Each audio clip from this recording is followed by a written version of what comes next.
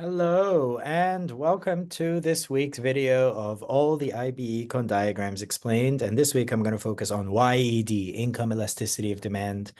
Now the curves we need to know for income elasticity of demand, they're not demand curves. We call them angle curves because the economist who created them is somebody called Angle.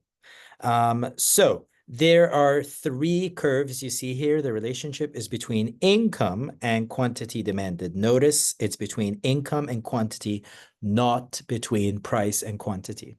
Okay, so in the case of a positive income elasticity, okay, you will have what we call normal goods. So those two cases here, if YED is positive, then that means these are normal goods, and the angle curve will be positively sloped.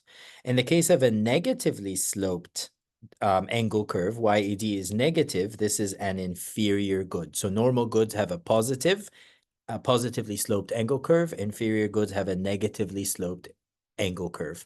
Now, if it's a normal good and YED is positive and YED is greater than 1, the angle curve will be relatively flat. This happens in the case of luxury goods and services. So when the angle curve is relatively flat, this means that demand is quite responsive to changes in income. Okay, now if the angle curve is relatively steep, this means that demand is not very responsive to changes in income. YED in that case will be positive, but it'll be less than 1, and that's in the case of necessities. So these are the three cases. You've got positively sloped angle curves in the case of normal goods. If it's relatively flat, this is in the case of luxury goods and services. If it's relatively steep, that's in the case of necessities. If it's a negatively sloped angle curve, regardless of how flat or steep it is, that's irrelevant to our analysis. If it's negatively sloped, then that means this good is an inferior good. And this here are the diagrams you need to know for YED. Remember, YED is the responsiveness of quantity demanded to changes in income.